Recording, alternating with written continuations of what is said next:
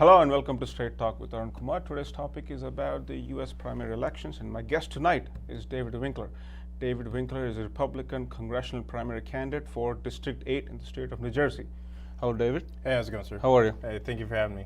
How's your day so far? Oh, it's going pretty well. A little hectic, but made it out here to come on the show. Maybe I should ask, how is your campaign going so far? The campaign's going great. Yeah. People are being really receptive to our message and our ability to, reach both the Democrat and independent voters for this primary.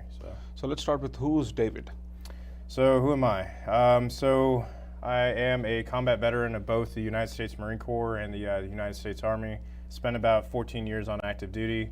I switched over to the National Guard, and now I serve as a military police officer, as well as out here on this campaign trail. So looking to bring my veteran values up to Congress come November. So. Got a military background. Yep.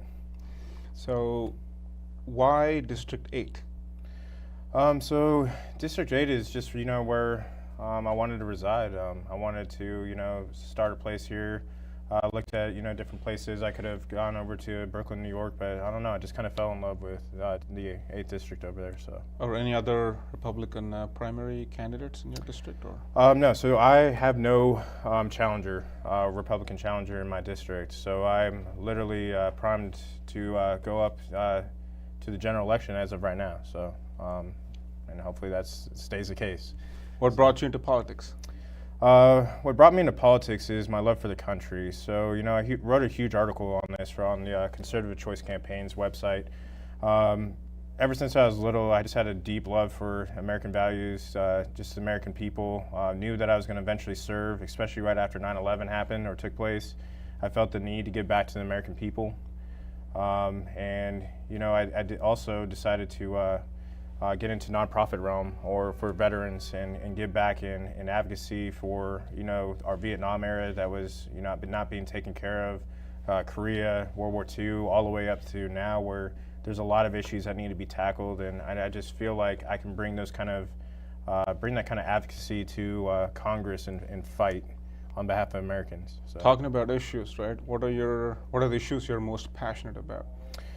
So what I need to do for the New Jersey 8th District is for the economy to actually grow and get out of this struggle that they've been in for the last decade is I need to tackle corruption first. I believe that the corruption aspect has many different layers, whether it be the illegal immigration issue, whether it be local politics, politicians, preying on victimization of our illegal immigrants. I believe also the housing is another issue. The pricing of rent is way too high and unaffordable for our people to live. So there's even schools. Our schools are underfunded.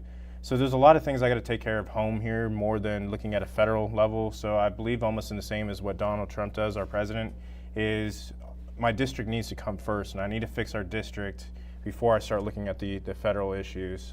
And I think that we'll do pretty well come November. On that note, do you think the presidential elections, the same year as your congressional elections, do you think Trump factor is going to help you? I think that it's done a great number for the New Jersey people. We just had the rally. We had Congressman Van Drew come down, and I think that he switched from the Democrat Party to the Republican Party. So we're seeing a huge red resurgence here in New Jersey. And I think, if I'm going to be quite honest, majority of New Jersey is going to flip red come November. But the Van Drew factor will help because that's in South Jersey, right? South, as you know, most of the southern counties are red counties, but most of the central and North Jersey. In fact, I would say most of New Jersey is all Democratic, right? How do you think you can fight that?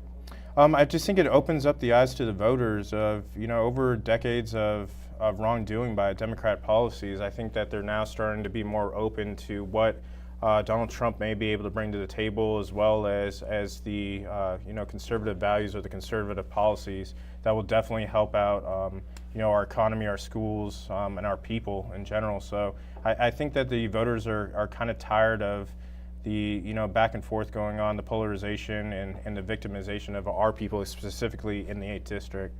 So I think the times for change, they're ready for change. But history says otherwise. Albio Cyrus, the incumbent, he won like 4 straight terms. So what makes you think you can challenge him? So what I'll say about him or the incumbent is, as I walk around the streets doing my canvassing, the tone's different. I mean, they're tired of him. They haven't really seen him come down from Washington.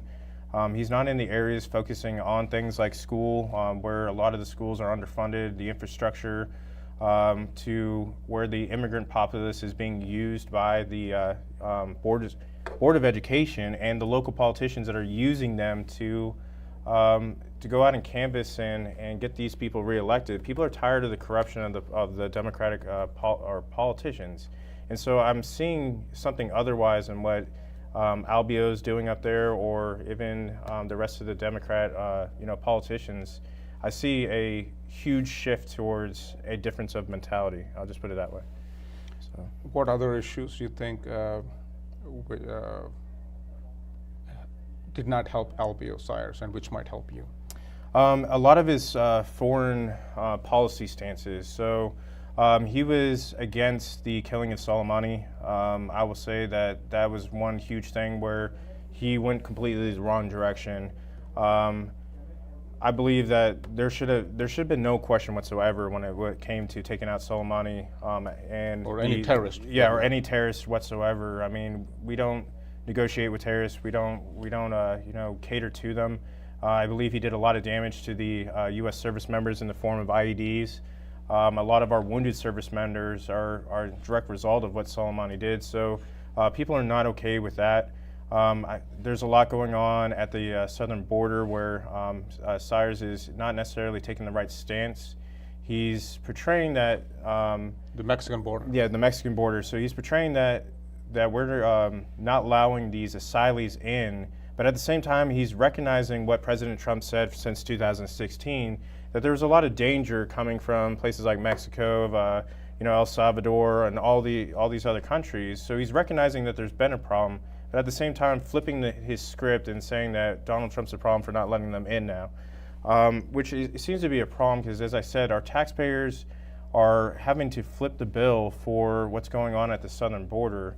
And my strong stance on that is that we need to be making these countries pay for their human rights violations. That we should not have to flip the bill for an unjust leader in, say, Venezuela or any of these countries. So, why do you think they're soft on the illegal immigration, especially along the southern border? The liberals are against the wall and stuff like. What makes them go against it? So I've just me personally, being Puerto Rican, and just seeing the way Democrats, put their message out is more of a victimization mentality, and telling them that you need our government policies, such as we saw the driver's licenses, or we saw them try to give them health care, and all these other things, but they're never talking about actually giving these people citizenship or giving these immigrants citizenship. It's a way to keep our temporary Band-Aid. And what I provide is a real pathway to citizenship, and I have a lot on my platform to handle that situation, and one of which would be MABNY, and I think, Yeah, I was going to ask you the question on that. Yeah. I know you're passionate about the MABNY program. Could you educate our users what MABNY program is and what does it do and how you plan on? Yeah. So MABNY program, going back in my military history here, I was a recruiter out in Brooklyn, New York from 2014 to 2017. And we had this thing called the MABNY program. It was the military sessions vital to the national interest. And what it was taking people that were on different categories of visas, bringing them over here, and they would serve within the United States Army, and then in exchange, they would be given citizenship within 4 to 6 months. Now, my plan is to take that and put that across all the branches. Was that 6 months?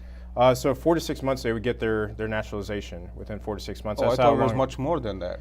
So, okay. So yeah, so I mean, during the process, they would come over in Brooklyn. I was dealing a lot with the Flushing market, which was the Chinese applicants. I had a lot of West Indies applicants from the Crown Heights area of Brooklyn. I had a lot of people from Africa. I had even a lot of European countries come over, and they would come in, they would take the ASVAB, they would do everything enlistment process-wise. but they would end up getting their citizenship within 4 to 6 months. So it was showing quick and rapid response to giving them citizenship. What happened to that? I know the Obama administration froze it, right? Yeah, so it was frozen underneath the Obama administration, and then it was completely just taken away underneath this current administration. And there's been a lot of talks of trying to bring it back. I've seen a lot of Facebook advocacy groups for MAMNI. I'm just going to settle that once and for all and try to bring it back to all the branches of service, not just the Army, but I want to make sure every branch of service has the ability to utilize this program. Was it restricted to Army alone? Yes, it was just restricted to Army alone. How do you plan on doing that? Because it's like closed. Do you think you would get federal support? Yes, I definitely would get federal support across the board because this brings over essentially what President Trump has been asking for, which is you're getting a lot of doctors, you're getting a lot of lawyers, you're getting a lot of translators. Yes, a lot of translators, a lot of college-educated individuals that are literally here on the work visas, and have to sit there for years and maybe even go maybe have to sit there and do more court battles for years upon years before they're even given a chance. But this actually gives them the chance to be here, and nothing is more honorable than serving your country while doing it. So, what are your plans for tax reforms? Do you have any? So the things that I'm looking at for taxes right now is that I want to reduce the taxes on our businesses in the 8th district. So in the 8th district, we got a lot of mom and pop stores. We don't have really big industry going on in the 8th district. We just have a lot of mom and pop stores. They're being taxed to where there's a max exodus of 68.5% last year alone of all these business owners just leaving. And as I go down and I walk across my district and talk to a lot of business owners, I mean, they can't survive off the rent that's there, so I got to lower the taxes on there. But at the same time, I'm going to be going after these big real estate gurus or these big gigantic corporations, and what I'm going to end up doing is a vacancy tax. So if they have any open apartments within these buildings, I'm going to tax them to dang near where they're on their knees to lower the rent so that people can actually live and they can partake in the economy. So those are my two big things for right now. So. What's your take on the accumulated student loan debt? So my Do you have any ideas to tackle that? So my idea on the student loan debt is something that I take personally as a military individual. So there's always been a route to take care of student loan debt. I always believe in, hey, if you take out a loan, you should pay back your loan, but the military offers student loan repayment. There's always routes, but people want things handed to them, and I don't believe that is necessarily the American dream. I believe that you should work for it. If you took out a student loan, then you should be obligated to pay it back. I don't believe that we should be attacking institutions or putting government regulations on schools and like that to say, hey, you will pay back their student loans. I don't believe that's the right course of action. I'm sure you watched the State of the Union speech by the President. Yeah. After the speech, I think we talk about trashing paper and other things, but ripping paper has become a fashion after that. So what do you think about this whole... I think we got a huge polarization going on within our Congress and the Senate, and I think that we need to get back to some sort of stability. I found that move highly disrespectful by Nancy Pelosi. She can call it what she wants to, but ripping the State of the Union just shows immaturity, and we need mature leaders within Congress and the Senate. So, the President also touched upon several points in his speech, but the other day he also touched upon the criminal, illegal migration and things like that. So I think they resonate with what you are thinking, right? Yeah. What do you think about his take on the... So, I mean, I've always been... He also spoke about the wall and other things. So I've always been a supporter of President Trump's plan for the southern border. I believe that, as once again, going back to my military roots, I like to keep the wolf away from the door and not have them come towards our southern border through weakened Democrat policies. I believe that we should not only have a wall down there, but technology as well as funding or proper funding through appropriations for whatever they're asking for. The actual guys that are on the ground having to protect our border, the guys or the women and men and women, give them what they need. If they're identifying gaps within the defense or the wall itself, give them what they need to be able to secure our border. I don't believe we should be attacking any of our law enforcement down there. I think that is the wrong route, especially when Congress is the one that makes the laws. The law enforcement carry out the laws. So I think that over these last 3 years, we've been, I've seen Democrats attack the wrong or the middleman, so to speak, rather than actually sit down and fix their own laws if they have problems with it. Why do you think there's friction between the federal agencies, Department of Homeland Security or ICE, with states like New York? Why do you think there's so much friction? Why do they disagree with the federal authorities? So once again, I believe it comes down to the way that the Democrats play for their vote is, off of playing identity politics. It's, saying that, hey, I'm a minority or you're a minority. Anybody that supports Donald Trump is racist, which I think is absolutely insane. But I think that kind of mentality is what keeps these sanctuary cities alive and saying, hey, it's pretty much just using a race card. Now, what I would say about ICE and saying the DHS, a lot of people don't actually know how that came about. So after 9/11, and shortly after, and it was around 2003, where ICE came about underneath DHS, and they took over. They have an investigation, detachment. They got a detention detachment, as well as they got the deportation, as well as intelligence assets. So all this is grouped underneath ICE. The common misconception is that they're not out there just rounding up a lot of illegals. They're going after criminal illegals. So they've gone after human trafficking to murders, violent crimes, sexual, sex offenders, and everything else like that. But New York has just kind of been that way. New Jersey is now that way through a directive, made by the Attorney General, where all local law enforcement all the way through state are now allowed to work with federal law enforcement agencies because he considers it a civil issue and not a criminal issue. But once again, if we go back to the... So per law, what is it? Is it civil or criminal or both? So it's actually both. Okay. So if we look at 8 U.S.C. 1325, which outlines the legal entry, yes.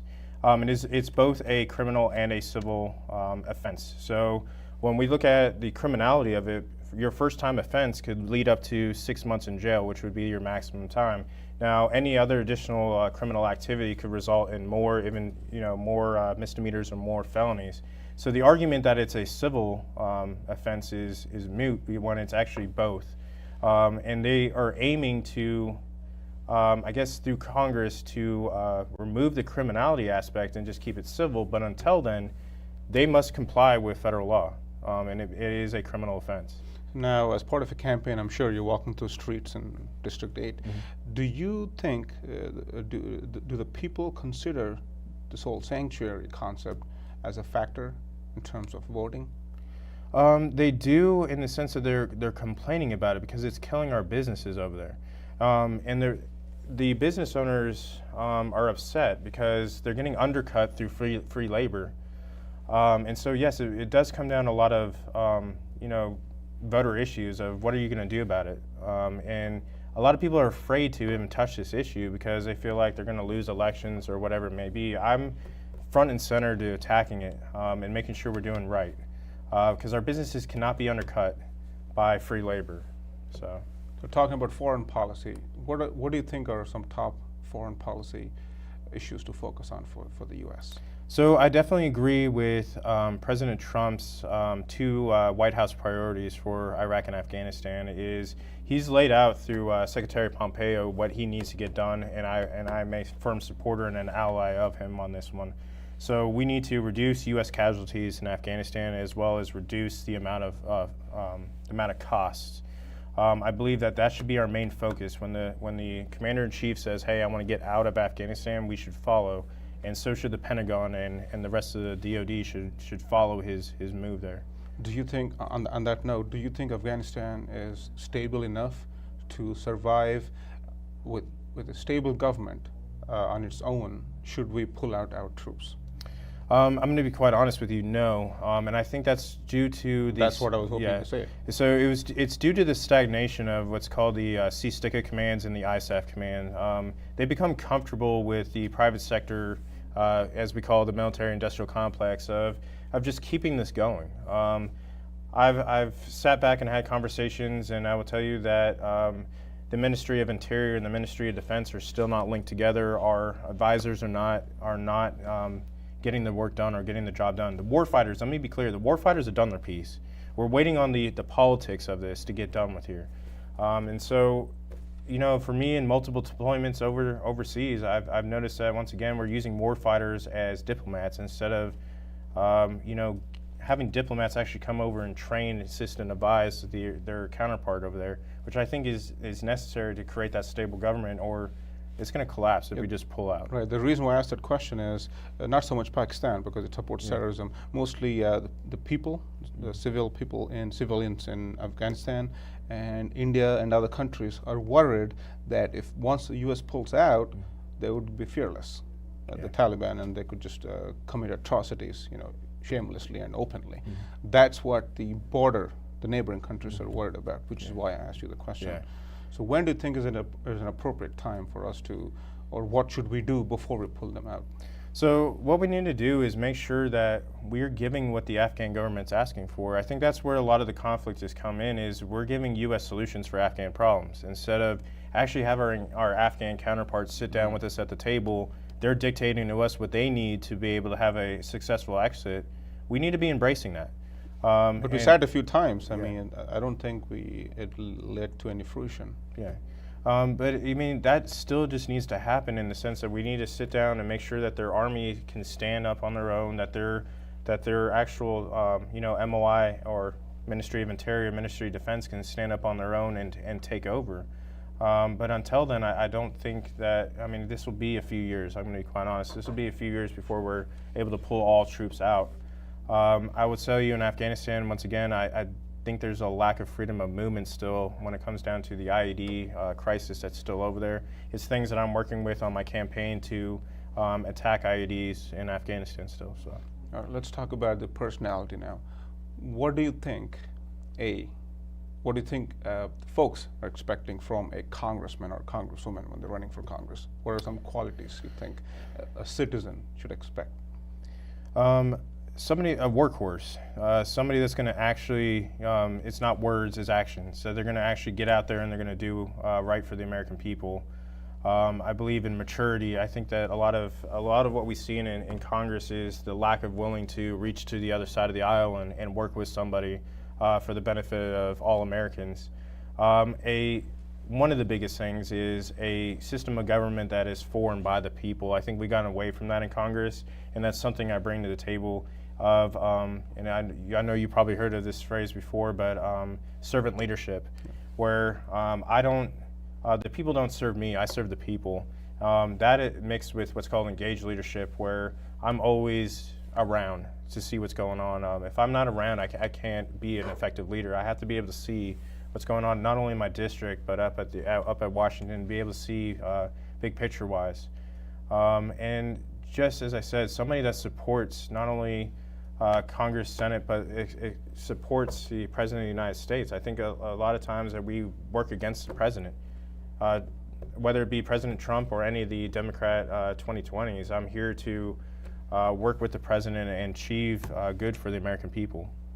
So what do you think about imposing a term limit on congressmen? So that's actually one of my platforms, is I believe in term limits. I believe that corruption happens with career politicians. When they're up there, they just become comfortable after a while, and they forget who they're serving.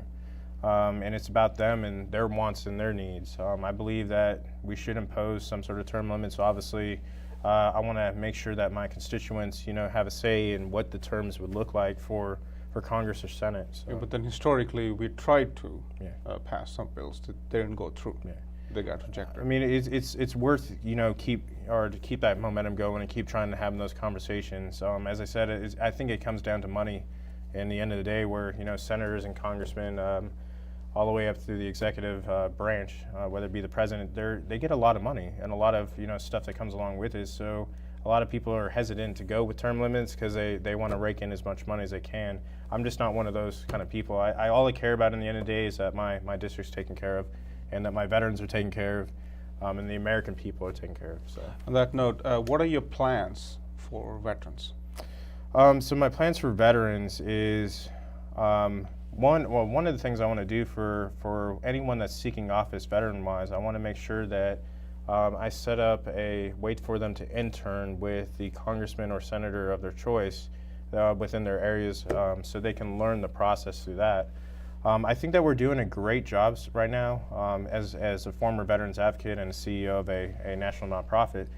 I would say that we're doing a pretty decent job. What I would think needs to happen is that we need to create the coalition for veterans up at the Congressional and in the Senate level to help advise them on different things that they need. It's been taking way too long for the Blue Water Act. It's been taking way too long for Veterans Choice. It's been taking way too long for a few other things that veterans are fighting for. But if they're up there as a coalition in one voice, I think we can get more done. I think that UCMJ is another way, another thing that needs reform when it comes to the appealing of upgrades of discharges to even non-judicial punishment, court-martials or things like that. It takes way too long to go through the appellates, as well as I'm seeing it through Senate and Congress, as well as people aren't getting things that should be overturned, and I believe that setting up an independent agency that works alongside our Congress and Senate whenever they do an inquiry to give a neutral stance on something may benefit a lot of these veterans. What do you think are some of the challenges for the U.S., for our nation, and let's say maybe in a decade or two? Right now, the biggest thing for me is the polarization. I think that Democrats and Republicans are way too far apart, and I think that harms the American people. That a lot of people want to be moderate. They want to be somewhat towards the middle, but I think we got way too far left, and I think we got way too far right. And I think that that's really what's hurting us. And people, this is definitely going to affect us, years down the road if we don't fix it now. Well, why David? What makes you think you're going to win? I have what it takes to lead these people. I went overseas. I put my life on the line for this country, and I'm doing the same thing here. On the streets out here in my district. Like, I literally care for these people. I mean, there's not a person within my district or America I wouldn't lay my life down for in a heartbeat. And this isn't about me. This is about a movement to make sure that we bring back a system of government that is formed by the people, not my own self-interest. Well, good luck then. On behalf of Mana TV, I wish you all the very best. Any closing comments? No, so if you guys happen to be or want to check us out, you guys can look at my campaign website at www.votedavidwinkler.com. And that's it. All right. Thank you very much for coming to my show. Thank you. And all the very best. Ladies and gentlemen, that's all the time we have for this week. Until next week, take care. God bless America.